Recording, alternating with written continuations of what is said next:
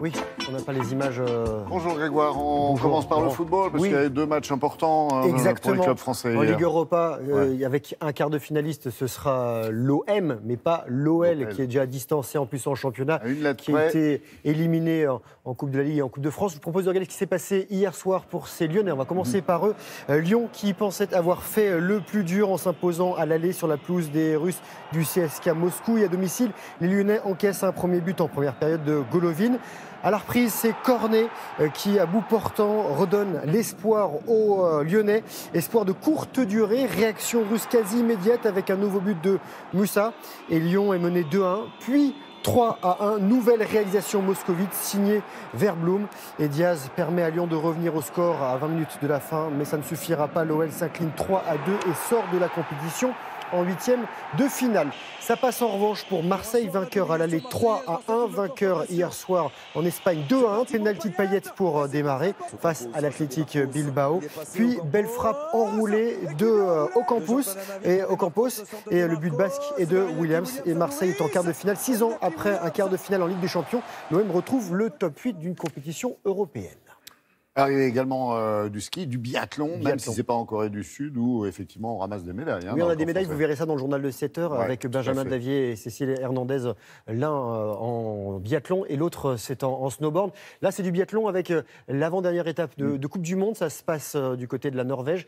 Et M. Fourcade est plutôt en forme, il a fait encore un podium. Oui. Voilà, il est sur la troisième marche du podium du sprint d'Oslo, derrière le local de l'étape et autre prétendant au globe de cristal, Johannes Bö, le Pyrénéen, auteur d'un sans faute, a eu quelques soucis sur les skis, il a même chuté. Il se hisse sur son 17e podium en 17 courses en Coupe du Monde. Et chez les filles, la première française, Anaïs Bescon, terminait le 12e. Ski alpin à Åre en Suède, ultime rendez-vous de Coupe du Monde. Super G hier, victoire de l'Autrichien Kriechmeier.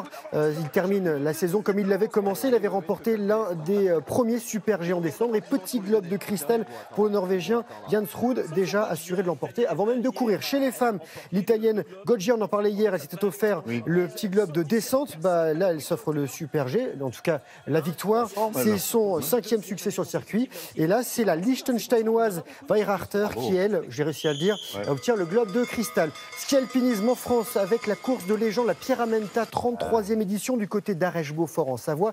4 jours de course, 10 000 mètres de dénivelé positif, un passage à 2686 mètres, sommet du Grand Mont. La légende vivante Kylian Jornet et son coéquipier Herman ont été les plus rapides hier. Ils sont 2e au général. Et chez les femmes, le duo franco-italien Axel Morale et Katia Tomatis continue leur domination. Rien n'arrête l'Espagnol Jornet, effectivement. Que ce soit sur les skis ou avec les baskets. C'est fou. Il y a du tennis à Indian Wells avec des beaux matchs. Avec un beau match, oui, avec un Federer qui est en grande forme, qui est en passe de s'offrir un 5e titre. Regardez ce qui s'est passé pour le Suisse. Roger Federer, numéro 1 mondial, qui n'a fait aucun cadeau au Coréen Chung et il se hisse en demi-finale. Federer, 2 mois après leur premier duel, le Suisse a gagné 7-5, 6-1. Il avait déjà gagné le premier duel. Et Federer sera opposé au Croate Koric, 49e au prochain tour. Et toujours à Indian Wells chez les dames, l'américaine Venus Williams en demi-finale en écrasant l'espagnol Suarez Navarro 6-3, 6-2. Elle retrouvera la jeune russe Kasatkina, 20 ans, 19e mondiale.